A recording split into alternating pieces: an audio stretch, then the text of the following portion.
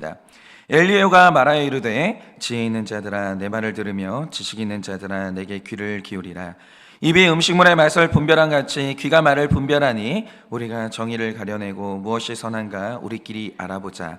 욥이 말하기를 내가 의로우나 하나님이 내 의를 부인하셨고 내가 정당함에도 거짓말쟁이라 하였고 나는 허물이 없으나 화살로 상처를 입었노라 하니 어떤 사람이 욥과 같으랴. 욥이 비방하기를 물 마시듯이 하며 악한 일을 하는 자들과 한패가 되어 악인과 함께 다니면서 이르기를 사람이 하나님을 기뻐하나 무익하다 하는구나.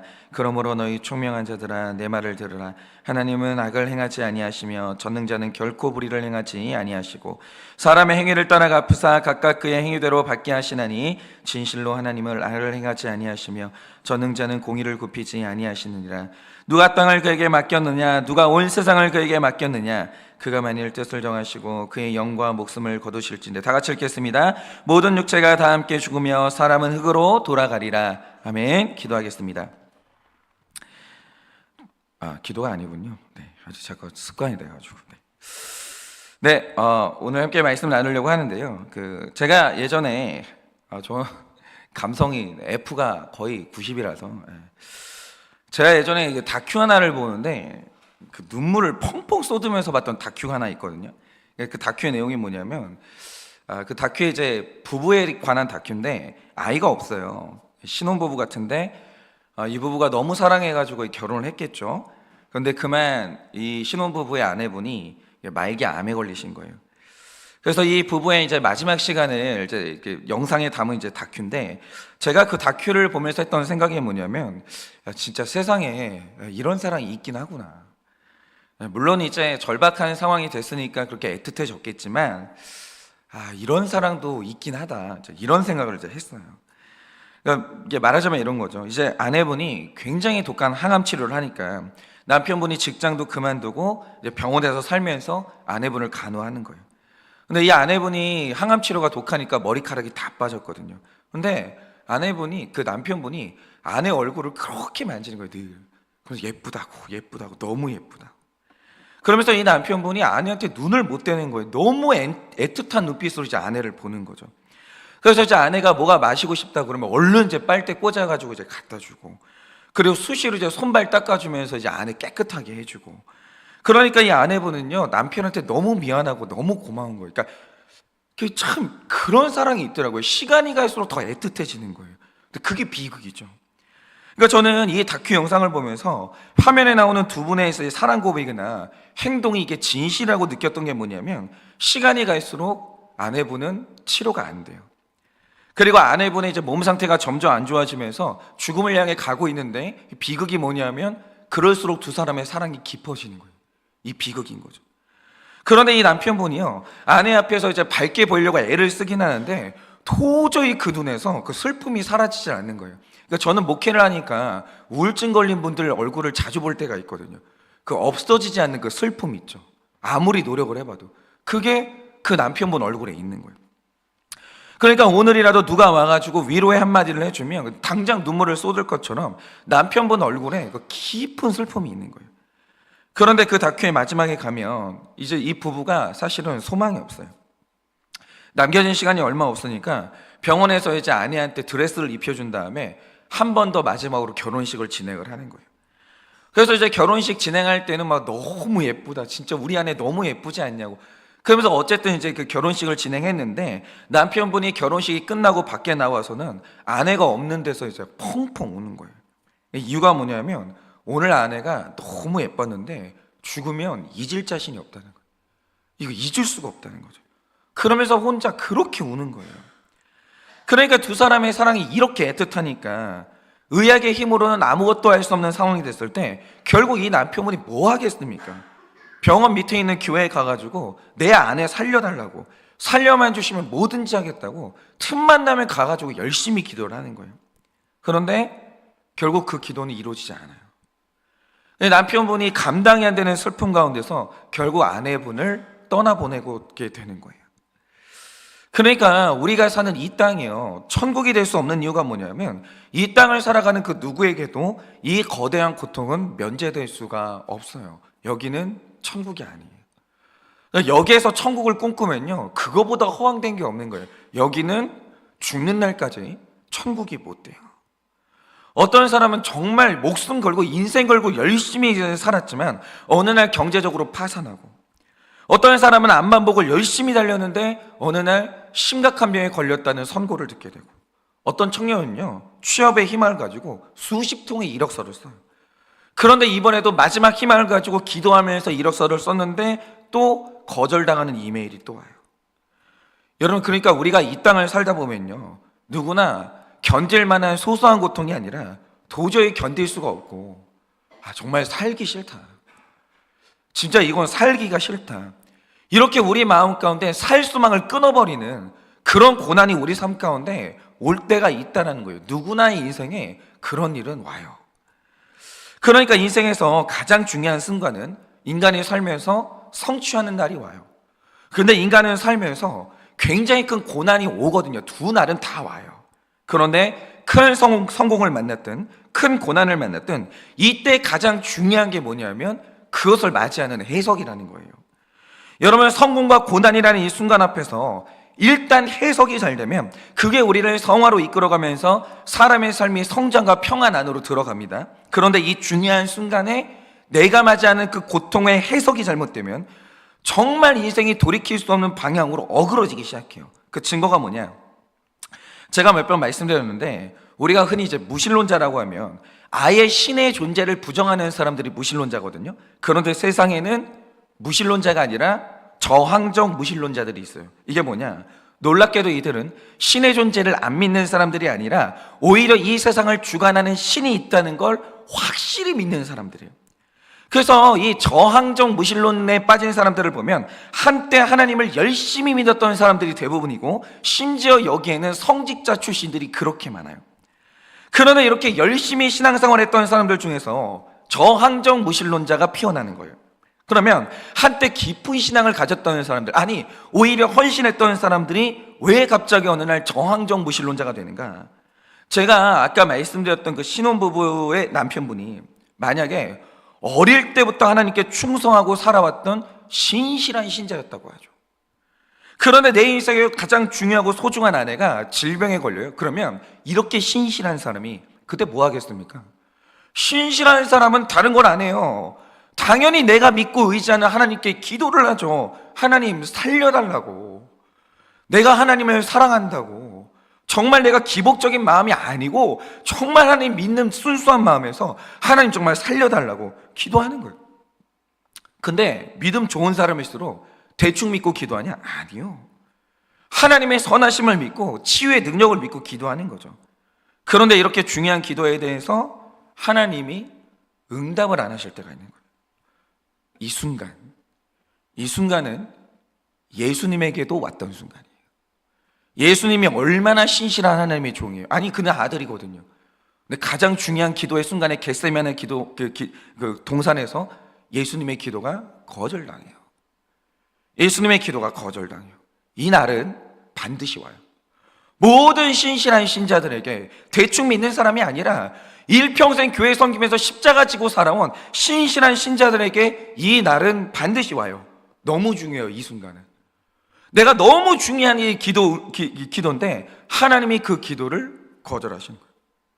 하나님, 오늘 내 열심히 정말 사업해가지고 11조 내고 살았는데 주님, 오늘 이거 못 막으면서 부도예요. 주님 도와달라고. 제가 얼마나 열심히 하나님 섬겼는지 아시잖아요. 돈 벌면 내가 술 마셨어요? 뭘 했어요? 교회 섬겼지. 주님, 이거 막아달라고, 정말 살려달라고. 우리 직원들은 뭐가 되냐? 기도해요. 근데 그날 부도 나는 거예요. 어떻게 하시겠어요? 여러분 같으면 어떻게 하시겠어요? 그런데 이 순간 즉시로 하나님이 악한 하나님으로 해석되는 분들이 있다는 거죠. 하나님이 미워지는 거예요. 그러니까 이건 남의 이야기가 아니고요, 신앙생활하는 분들은 한 번씩 이런 위기를 다 겪는 거예요. 여러분, 내 인생의 고통이 너무 심각한데 아무리 기도를 해도 고난이 안 끝나요. 고통이 길어져요. 그러면 정말 그렇게 생각하고 싶지 않은데 고통이 길어지잖아요. 기도를 그렇게 하는데도 어느 날 하나님이요, 악하게 느껴져요. 하나님이 있잖아요, 미워져요. 여러분 물리치료 받아보신 분들이 있으세요? 물리치료 받으면요 진짜 악소리가 나요. 막 이러는데 물리치료 하시는 분이 그래도 관절을 꺾는단 말이죠. 계속해요. 근데 그거 날 위한 거 알거든요. 근데 그거 계속되잖아요. 미워져요. 그 물리치료서 미워지는 거예요. 그게 우리 마음인 거예요. 이건 누구라도 그럴 수가 있는 거죠. 그리고 정말 하나님이 내 안에서 악하다고 결론되는 그날 오히려 그들이 더 심한 안티가 되면서 하나님을 적극적으로 대항하는 저항적 무신론자가 되는 거예요. 하나님이 없다는 게 아니에요. 당신 같은 하나님을 나는 더 이상 믿을 수 없다. 이게 바로 저항적인 무신론자들이에요. 그런데 욥기가 34장에 왔을 때 이 엘리후가 다급하게 나서는 이유가 뭐냐면 바로 욥의 내면 안에서 저항적 무신론자가 될 것 같은 징후가 서서히 나타나고 있기 때문이에요. 그러니까 지금 욥이 극심한 고난을 겪고 있는데 문제는 이 고난이 짧게 끝나지 않고 지금 34장까지 길어지고 있다는 거예요. 그리고 거기에다가 고통에 대한 답을 얻지 못하고 있는 상황이거든요. 그러니까 5절과 6절을 보면 엘리후가 지금 욥의 말을 근거로 해서 욥의 상태를 진단하는데 일단 욥이 고통 중에 자꾸 하는 말들이 있어요. 그게 뭐냐? 내가 의로운데 하나님이 내 의를 부정하셨다는 거예요. 그런데 욥이 이런 말을 실제로 했냐라고 하면 했어요. 일단 욥기 13장 18절을 보면 이 욥이 그렇게 말합니다. 만약 내가 법정에 선다, 나는 정의롭다는 선고를 받을 게 분명하다는 거예요. 그런데 욥기 27장 2절에서 욥이 내리는 결론이 뭡니까? 하나님이 나의 의로움을 부인하셨다, 이렇게 결론 지어요. 위험해요. 위험해요. 내가 의로운데 하나님이 내 의를 부인하시는 거예요. 이 굉장히 좀 위험한 거예요. 그리고 6절을 보면 나는 거짓말을 한 적이 없대요. 그런데 하나님이 나를 거짓말쟁이로 만드셨다 이러거든요. 그러면 욥이 이 말을 실제로 했는가? 했어요. 욥기 16장 8절을 보면 그런 취지의 말을 합니다. 그럼 보세요. 거짓말을 안 했어요. 근데 하나님이 나를 거짓말쟁이로 몰아요? 좋아할 수 있겠냐고요. 억울해 죽어요. 나를 거짓말쟁이로 몰아가는 사람이 있다면 그거 못 참죠. 원수 되는 거예요. 그리고 이렇게 길어지는 고통의 끝에서 드디어 욥의 믿음이 흔들리더니 7절을 보면 욥이 하나님을 비방했는데 표현을 보면 그렇게 했습니다. 하나님을 비방했는데 물을 마시듯이 비방했다, 이렇게 말해요. 근데 이 표현이 정말 결정적으로 중요한데 지금 엘리후는 욥의 비방을 말하면서 그가 물을 마시듯이 비방했다 이러거든요. 그럼 이 말 뜻이 뭐냐? 고통은 욥이 살던 시대나 지금이나 똑같이 있었기 때문에 욥이 살던 시대에도 하나님을 비방하는 저항적 무신론자들은 있었어요. 그런데 여기에서 욥이 물을 마시듯이 비방했다는 말의 원어적 뜻이 뭐냐면 욥이 그 옆에 있었던 그 저항적 무신론자들의 견해를 받아들여서 그들과 같이 비방하기 시작했다. 이게 바로 8절 9절에 나오는 내용이에요. 그가 이전까지는 안 들었어요. 하나님은 그런 분이 아니야. 하나님이 얼마나 좋은 분인데 마음에서 방어를 했다라는 거죠. 근데 그 방어막이 허물어지는 거예요. 고난 때문에. 어느 날 그 저항적 무신론자들의 말이 설득력 있게 들리기 시작하는 거예요. 그러네? 하나님이 악한 것 같네? 그러더니 어느 날 그 비방을 물 마시듯이 마셔가지고 내 입에서 토해내기 시작하는 거예요.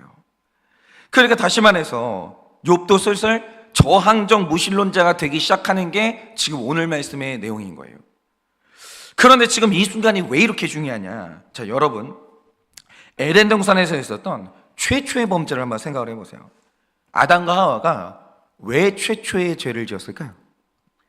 이건 100% 해석의 문제였어요. 여러분, 해석이 이렇게 중요한 거예요.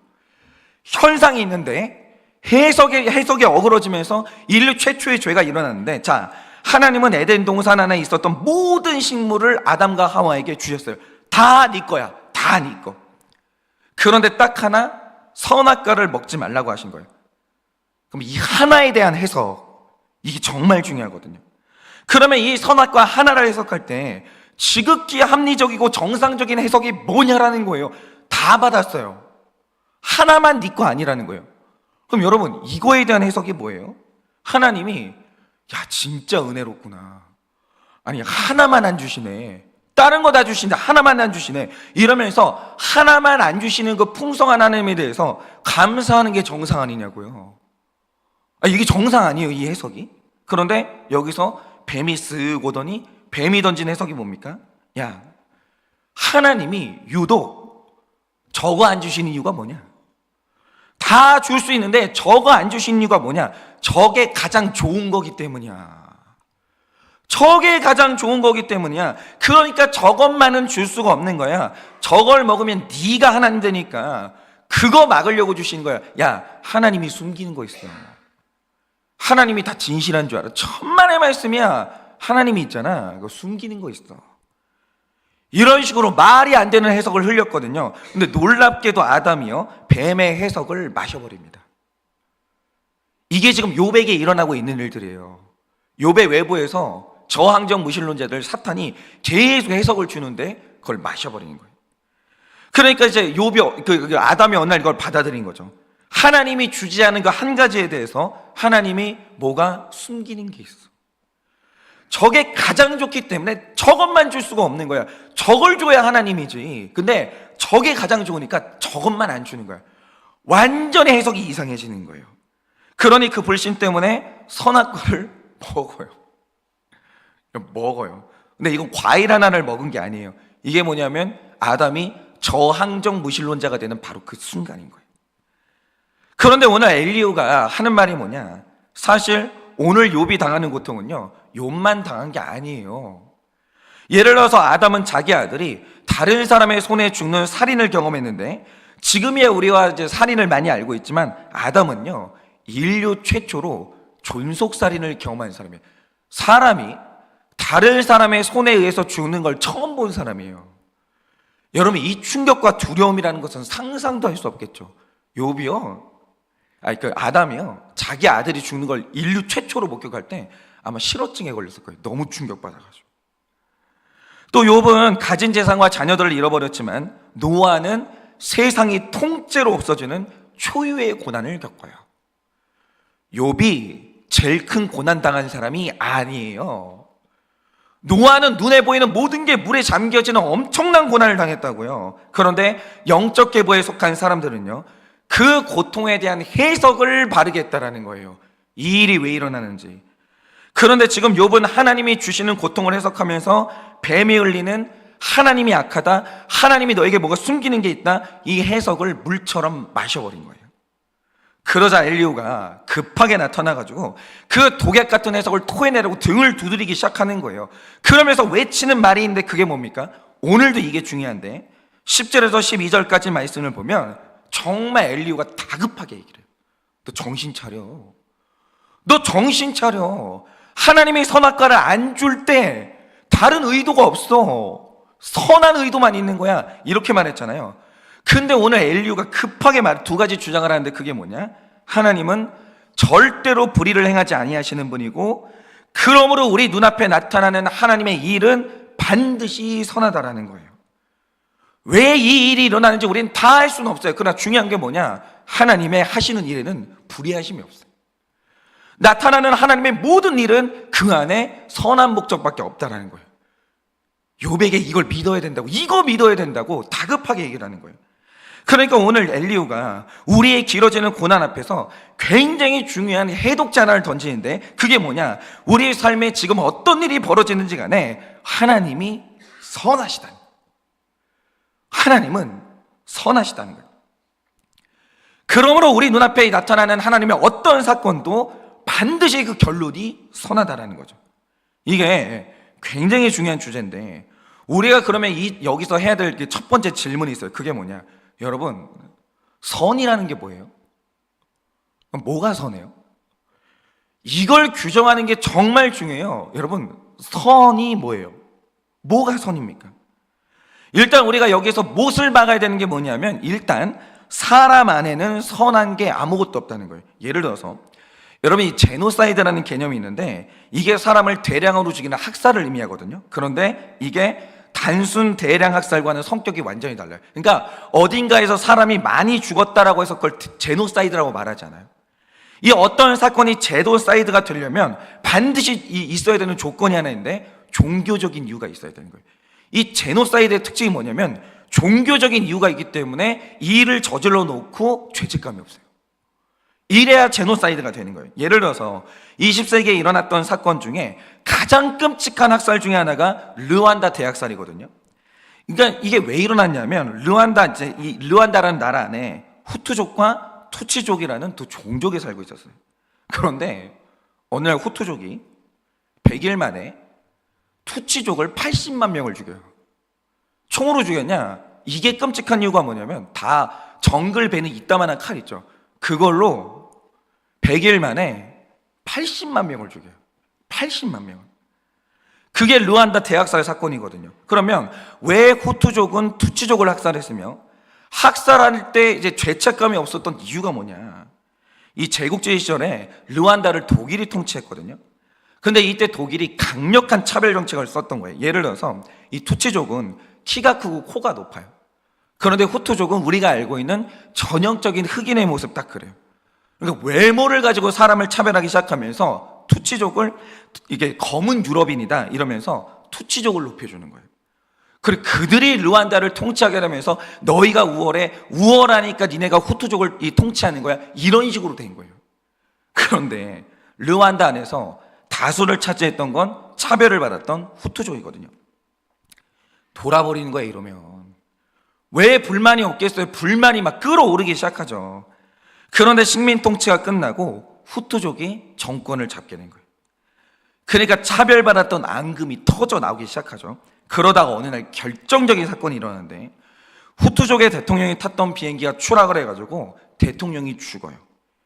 그런데 어떤 라디오 방송에서, 거의 전 국민이 듣는 어떤 라디오 방송에서 이걸 투치족의 소행이라고 뒤집어 씌웠고, 그러므로 이 땅에서 투치족을 청소하는 건 하늘의 뜻이다 주장하기 시작해요. 인정 청소가 하나님이 원하시는 거다. 그러니까 우리가 말하는 하나님은 아니에요. 근데 하나님이 원하시는 거다 이 말을 하는데 이게 그 후투족 사람들의 가슴을 때려요. 그렇지. 이 정말 이 세상이 악해가지고 저놈들이 우리를 차별하고 살았는데, 그렇지. 이거 하나님의 뜻이지. 그리고 100일 동안 공식적으로 나눠주기 시작해요. 그 사람들한테 이 정글에서 쓰는 칼을. 그리고 바로 옆집에서 살던 사람을 때려주기 시작하고 칼로 죽이기 시작해요. 그리고 불과 100일 만에 80만 명에서 100만 명이 죽었는데 사실은 학자들은 200만 명이 죽었다고 해요. 왜냐? 실종자들, 당시에 불에 태워진 사람들, 이런 사람들은 어떻게 셀 수가 없는 거죠. 그런데 보세요. 여기에서 그들이 주장한 하늘의 뜻이라는 것의 본질이 뭐예요? 자기들 열등감이에요. 자기들 열등감이에요. 그러니까 신앙생활이 정말 중요한 이유가 뭐냐면 자기 열등감하고 하나님의 뜻을 구분을 못하는 사람들이 있어요. 직분을 행사할 때 자기 야망하고 이게 하나님이 주시는 어떤 이 사명하고 구분이 안 되는 사람이 있다라는 거죠. 왜 이들이 말했던 하나님의 뜻의 본질이 뭐냐? 열등감이었던 거예요. 열등감은 이런 거예요. 그러니까 인간의 뜻 안에는 선한 게 없어요. 선한 건 오직 하나님의 뜻밖에 없는 거예요. 그래서 만약 이날 르완다 안에서 진짜 하나님의 뜻이 선포됐다 그랬으면 용서했죠. 하나님의 뜻은 용서인데 그랬으면 용서했죠. 후투족의 투치족을 못 죽이는 거예요. 그런데 이런 대학살이 일어난 이유가 뭡니까? 인간의 뜻이 하나님의 뜻으로 둔갑하니까 이런 일이 일어나는 거예요. 인간 안에는 선한 게 없어요. 그래서 사람이 반드시 하나님을 알아야 되는 이유가 뭐냐면 하나님을 알아야 나의 악한 뜻이 눌리기 때문이에요. 하나님이 내 마음을 차지해야 인간의 뜻이 선해지기 때문이에요. 그러니까 가장 중요한 건 나타나는 하나님의 모든 일이 죄송합니다. 그러니까 중요한 건 나타나는 하나님의 모든 일이 하나님의 일은 선하다는 걸 믿는 그 믿음이 세워져야 돼요. 하나님은 선해요. 하나님이 선해요. 사람 안에는 선한 게 없다는 거죠. 예를 들어서 예전에 알쓸 신잡이라는 프로그램을 보는데 어떤 패널 중에 하나가 나는 종교가 선하지 않다고 생각한다고 막 욕을 하는 거예요. 그러자 이제 과학자 한 분이 그 말을 듣고 있다가 이제 이런 얘기를 했는데 저는 종교가 없어요. 이 말을 까는 거예요. 그런데 종교는 인류 역사에 굉장히 커다란 무언가라고 생각을 한다는 거예요. 왜냐? 우리가 다른 동물을 죽여서 먹을 권리가 없다는 거예요. 자기가 볼 때. 우리가 뭔데 다른 동물을 죽여서 내 생계를 이어가요? 그럴 이유가 없다라는 거예요. 그런데 고민도 없이 그렇게 하는 이유가 뭐냐? 종교의 신이 그걸 먹어도 된다고 허락했기 때문에 오늘도 우리는 고민 없이 그렇게 한다라는 거예요. 그러니까 오늘도 일 역사에서 사람들이 고민 없이 하는 행동의 모든 이면에는 하나님의 허락이 있다라는 거예요. 바로 이거죠. 왜 사람이 동물을 먹는 게 선한 일이냐? 하나님이 선하신데 선하신 하나님이 그걸 허락하셨다라는 거예요.